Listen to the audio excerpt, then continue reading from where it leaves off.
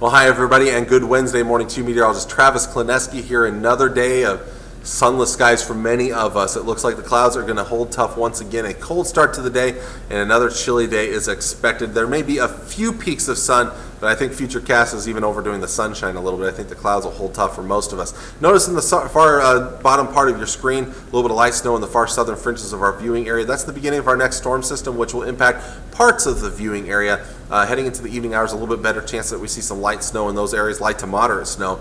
And then overnight tonight, even as far north as the Tri-Cities, some light snow is going to be possible. Once you get north and northwest of there, though, the chances of snow really going down. If you're not seeing snow, you may see some light freezing drizzle overnight tonight. But again, as you can see here, the better chances of snow will be for areas the farther southeast. That should go continuing right into very early tomorrow morning. But then during the day tomorrow, we try to get rid of the snow, maybe a little bit of light freezing drizzle out there. And I think the clouds actually hold tough more than what's being shown on this map here. It could be another cloud-filled day for you day on Thursday, which means another chilly one expected. So looking at your forecast when it comes to the snow, again, I think the higher totals will be farther to the southeast. So the Tri-Cities, York, Columbus, those areas, under an inch of snowfall. Back towards McCook, not looking at a whole lot of snow, under an inch, dusting to an inch. Then you get towards Hebron, down towards Osborne, Kansas, to Lincoln, those locations, a half inch to an inch and a half of snow, and then farther southeast from there, maybe a inch and a half to around 2, maybe as much as 3 inches for places like Beatrice, Beloit, Kansas. So this isn't a major snow event, especially because there won't be much wind with it, but also keep in mind there could be some slick spots because of freezing drizzle. So there are some winter weather advisories posted across north central and northeastern Kansas. For our viewing area, 6 o'clock tonight until 9 o'clock tomorrow morning for Jewell, Mitchell, and Osborne County, and from 9 o'clock tonight until 9 a.m. for Republic County in Kansas. Again, this is a fairly low-end event when it comes to this winter weather advisory. So small concerns, there could be some slick spots, but this is nothing that major. As for today, pretty quiet out there, just mainly cloudy skies, mid-20s up north, upper 20s to the west. Temps will struggle to warm all day long, upper 20s and lower 30s in the south, and same to the east with those upper 20s and lower 30s.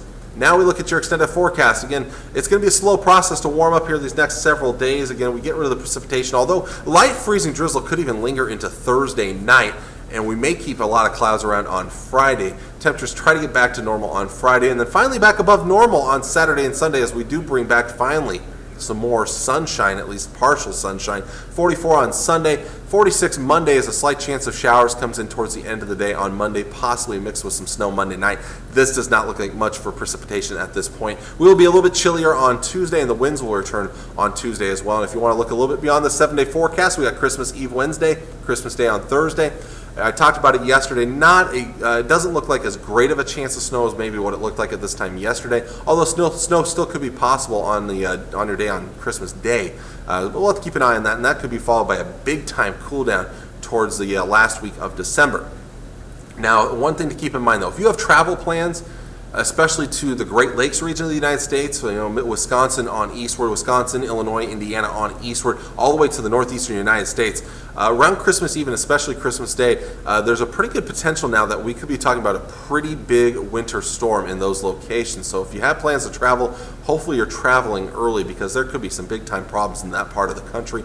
Here in Nebraska, I don't think we'll see major impacts, even if we do see some snow here. So we'll keep an eye on that, but again, as I mentioned, also could be a big shot of cold air that comes in towards the end of the month. So there's your forecast for today. I'm going to be taking a couple of days off Thursday and Friday. I'll be back next Monday, but I'll continue to try to post at least some occasional forecasts on the Facebook pages from time to time, my own personal one, and also on the NBC Nebraska weather page, so you can keep up with that, and of course you can keep up with Tim as he'll post on the NBC Nebraska weather page. But Sean Viale, he'll be in for me tomorrow morning and again on Friday morning to do the weather for those 2 days. And again, I'll be back next week. So there's your forecast for today.